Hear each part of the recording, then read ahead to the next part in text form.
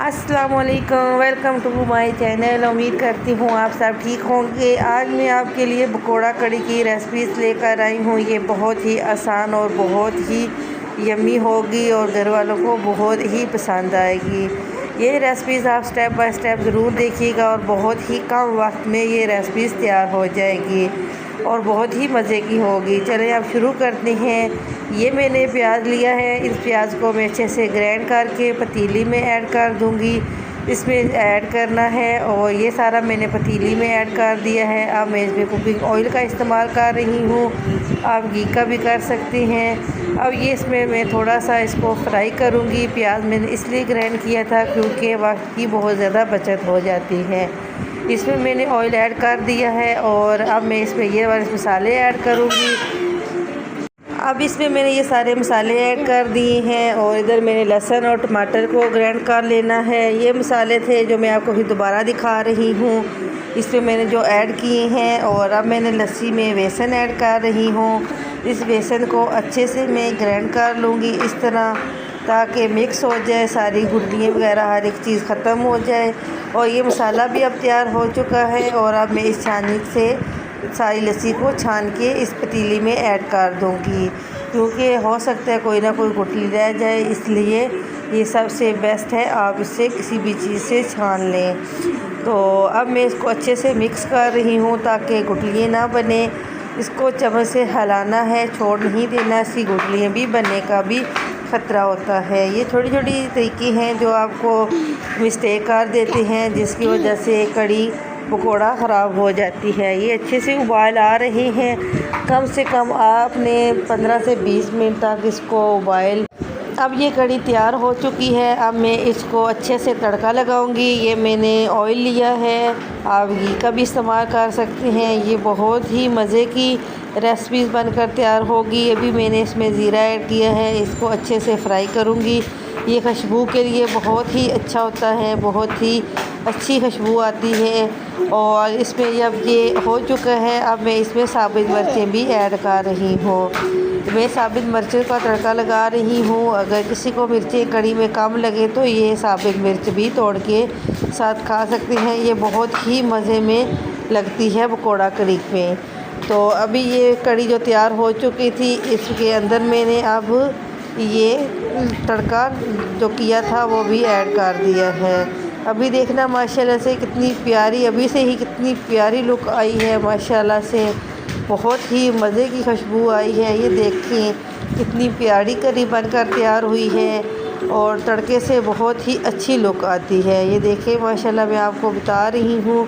अभी मैंने थोड़ा सा खुशबू के लिए हरा धनिया भी काट के इसमें ऐड कर दिया है। ये माशाल्लाह से बहुत ही मज़े की और बहुत ही टेस्टी कड़ा पकौड़ी बनेगी। और ये तड़का लग चुका था और ये अब कड़ी हो गई है तैयार और अब हम करेंगे पकौड़ों को तैयार। ये थी कड़ी की फाइनल लुक। अभी हम बनाएंगे पकौड़े। ये मैंने प्याज लिया है पकौड़ों के लिए और ये मैंने आलू कट कर लिए हैं और ये मैंने धनिया और हरी मिर्चें, ये सारी चीज़ें मैंने कटिंग कर ली हैं और हरा धनिया भी इसी में ऐड करूँगी। एक आपने बॉल ले लेना है और उसी में ही आपने पकौड़ों का मसाला बनाना है। ये मैंने आलू कट कर दिए थे और थोड़ी सी मैंने हरी मिर्चें और ये सारे घर के मसाले थे, नमक, हल्दी और खुश्क धनिया, ये चीज़ें थी। और अब मैं इसमें बेसन ऐड करूँगी। इसको पहले अच्छे से मिक्स कर लें। ये भी बहुत ही अच्छी आपको तरीका मैं बता रही हूँ पकौड़ों बनाने का। और अब मैं इसमें बेसन ऐड करूँगी। ये बहुत ही मज़े के पकोड़े बनकर तैयार हो जाएंगे, बहुत ही यम्मी और कड़ी में बहुत ही अच्छे लगेंगे। तो अभी मैं इसमें बेसन ऐड कर रही हूँ और अभी मैं इसे अच्छे से मिक्स कर लूँगी। जो मसाला था और ये सारी चीज़ों को अच्छे से मिक्स करूँगी। उसके बाद मैं जाके इसमें पानी ऐड करूँगी ताकि ये अच्छे से मिक्स हो जाए। थोड़ा सा मैंने इसमें ऐड किया था पानी और अब ये देखें माशाल्लाह से बहुत ही प्यारा मसाला तैयार हो चुका है पकौड़ों का।